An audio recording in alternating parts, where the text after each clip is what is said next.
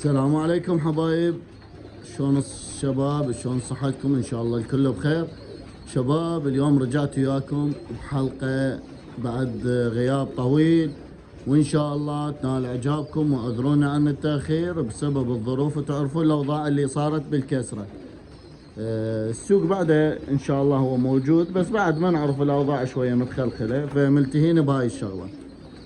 اليوم داراويكم ذني مال المطيار، الدايات اللي زرق جواهن، فذبيت عليهن كم طير، كملتهن اللي هن فرخات. طلعن عندي بنات الالافل الذي الاسود.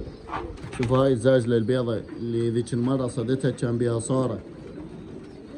وبمرور الايام البي صوره مرات بالزق يستعدل، مرات اكو طير يصير بيه هزه يستعدل. ما شاء الله بعد هاي في شلون ينزل. فذني ذبيت وياهن تقريبا 9 فرخات، 11 تقريبا، من ضمنهم ذيك الشعلب اسود الحافيه، شعلب اسود بيضه، وعرفليه ذي هاي السوداء اللي بيها ريشه بيضه بجنحها، واكو صفرة فوق. الصفرة خو هاي صارت طويرنيه، بس اتحرك من عندها سنتيم تشلع. شوفوا وضعيتهن شلون يطبن وشلون يطلعن. هذني صايرات بريات، مالي شغله بيهن. هذا الزاج اللي بعده بقى عندي باعولهن شلون يطلعن.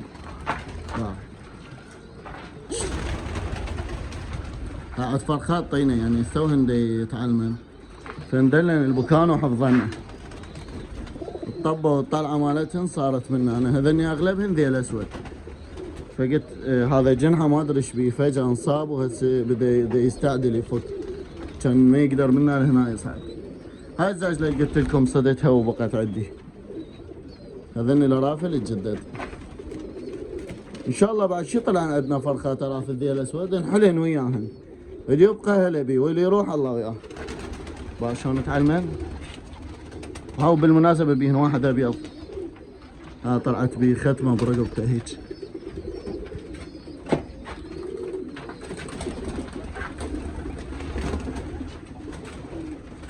هاي بالنسبة لذن اللي مال المطيار اللي مفتوحات بالمحمية. بالنسبة للتبزير ما شاء الله هسه بدا موسم الزق مثل ما تعرفون. قادش بابا، قاعد حبيبي.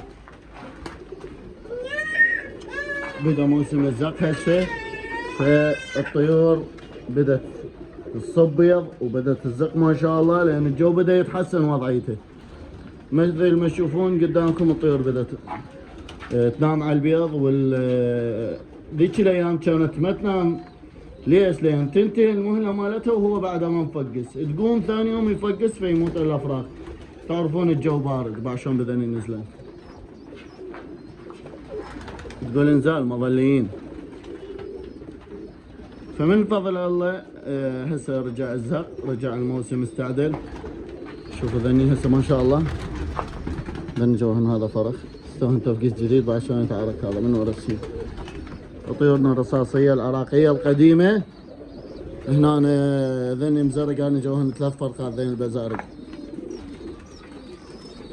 هذني بعدهم مان بيضات. قربت تشرب مي، والله اكو مي. اي اكو مي، بس الطوافه شوي راد لها تنظيف. هذني هنا الالايج. ايش دا اسوي؟ ازرق جواهن تار على مود يزقنا. اللي ما تعرف الزق واللي ما متاكد من عندها واللي اخاف منها تشمر البيض. وباعوا بناتي وين ازرقهن؟ جوا الدايه. باعوا ما شاء الله. هذا الالايج خلنا اراويكم اياه، هذا من الانتاج. وين وقعتي؟ ما شاء الله. شوفوا الشروال قصب، وهاي رجله. هذا بعد حتى ريش ما طالع له. هيك دا اسوي بالانتاج.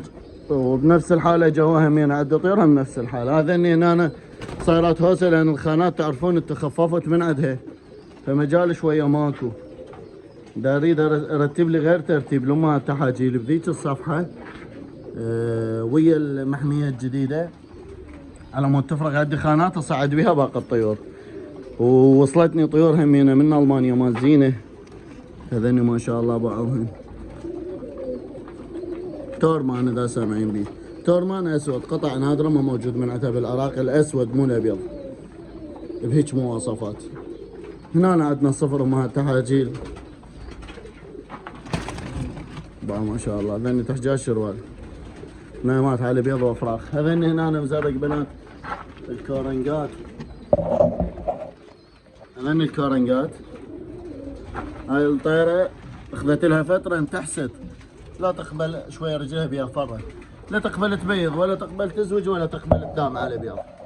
وما شاء الله غيرت مكانها هذا الحلق، بيضت هنا والحمد لله والشكر فاكسين بخير وسلام. شوف بنت الطير بيه. اي حبايب، فهاي التغييرات اللي صارت والانتاج ما شاء الله خير من الله. سحقنا لنا مصري. هذن الارافل البطويرني العراقيات القديمات ان شاء الله. انا جابكم اخذوا لكم نظره عليها.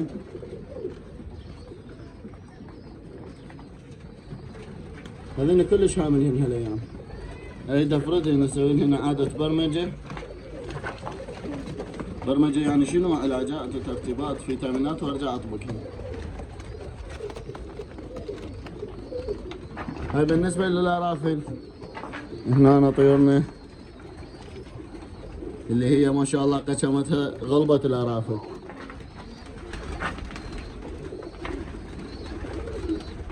هذين هنا امهات تحاجيل. شوفوا لي هاي الطبقه ايش تتوقعوها؟ شدت الطيره ذهبيه والفحل رصاص. كتبوا لي بالتعليقات شي ذبن ذني توقعاتكم.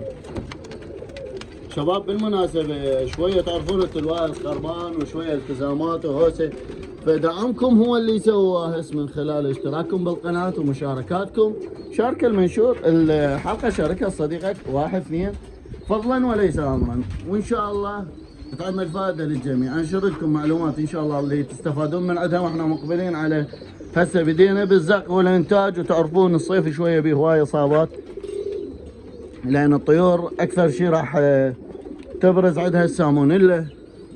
السالمونيلا مرض خطير، نعطيكم هم ان شاء الله علاجات تستفادون من عندها. خير الناس من نفع الناس، فانت بطريقك ساهم بهاي المنفعة. طريقك لايك للمقطع ومشاركة للقناة وفعل الجرس توصلك منشوراتي اول باول. هنا الارافل الذيل الاسود. خلنا نفتح لكم الباب وراويكم الصار من عندهن. ايش دا سواني حاليا؟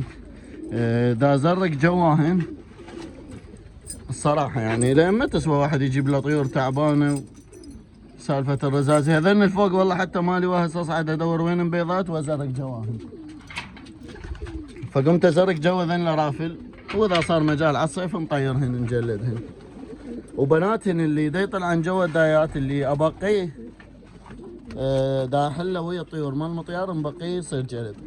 شوف هسه ذني مزرق جواهن، هذني بناتهن على الاكثر. ذني مزرق جواهن حلوات، طيور حلوه يعني، همين تباع عليها حلوات وهمين تزرق جواهن. هاي الوضعيه هاي مال الشتاء شويه وساخه، وهذه لان تعرفون انا بالشتاء ما انظف غالبا. ليش؟ اعوف الضروق جواها دفو الها،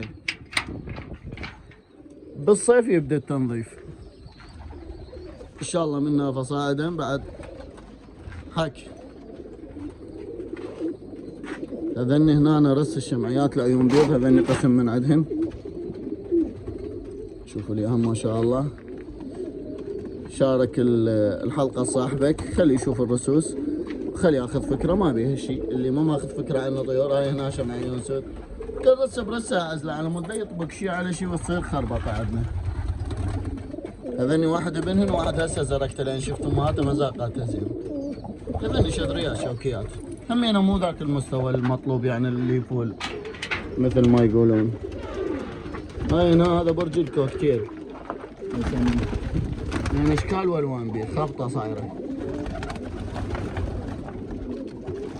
شكتك زايد عندي وما اريد اطلعه، معتز بيه الصراحه. ايش عمره هنا او اللي خانه ما الهن هسه حاليا، فدا ذبن هنا وشوي شوي اصفي بيهن اللي اطبقه واللي زايد عندي طلعه هيك امور دا تصير. هذا البرج مال كوك، هاي اذا تتذكروها فرخه كانت عندنا، هاي فلير بدايات ذن الزرقون جواهن، فحلها هم موجود. فهذا الترتيب، هذني فرخات جدة طالعات عندي اثنين. ما لنا شغله قلنا بالضروق، تعرفون انتم هاي مال نهاية الشتاء همين ايش تقولون ذن اشمرهن ويا الرافل، هذا الاشعال باحمر وذاك المشمشي. هيك شي حبايب. هذني احتمال حط اللحم ذني اكو كم تكم مالت عيون البيض ذني زايدات عندي مو مرة هسه حط اللحم، والبقية يراد ارتبل هذا البرج اريد افردهن لرافل ونطبقهن طبقة واحدة، اللي نزرق جواهن نزرق جواهن، والبقية شو نسوي لهن؟ نبدل نخليهن هن يزقن بناتهن ونطير بناتهن فد وجبة مرتبة حلوة. خلنا نرجع ذني كمان المطيار، تعالوا هذني همينة فرخات طلع من ذني مال المطيار وعفتهن ويا امهاتهن. اللي انا حاليا هذا هم واحد، هذا فحل مالتي صاده ولد صديقي بالغلط وقصه وهسه دا يجنن. هاي شنو هذا الزاجر من دا يصير عدد كبير دا يونسن، راح احكيكم الصراحه. بالشر اذا اريد هسه زيد العدد بهن بانواعهن، بعدين نازل الارافل واحد والثور واحد. هسه مالي شغله بهن، داخلين هن بكيفهن يلعبن يطبن طلعن يدشرن روحن، بس على الصيف ان شاء الله. شوف هذا الفرخ والله ولا ادري شو وقت بيضن شو وقت فكسن شو وقت طلع هنا، بس ما شاء الله كان قوي والله مبين. اخ كم ونافخ روحنا قد حبيبي بابا. شوفوا والله هذا هسه يلا شفته هاي اول مره. ذاك اليوم انا لقيت فرخ هنا أنا بالقاع، قلت هذا جزء هنا لقيته، قلت يجوز فاتح وحده من الخانات وواقع بالغلط زرقته جوا ذني، فهسه اتضح هذا اخوه هذا راكب ورا امهاته عزق وواقع هيك شيء بالظاهر. شوف ذن الدايات اللي محلولات فما ادري بيهن، لان هاي عايفه مفتوحه مرات بالليل اسدها وبالنهار عايفه مفتوحه. هيك شيء بده يصير. اليوم هاي حلقه على الطاير حبايب، انتظرونا بحلقه قويه، بس خلينا نشوف دعمكم. سوونا واهس، رجع الواهس الاولي يوم كل يومين والثالث نقوم ننزل لكم حلقه. بالختام تحياتي اخوكم علي صبري، وان شاء الله تعمل فائده للجميع. في امان الله.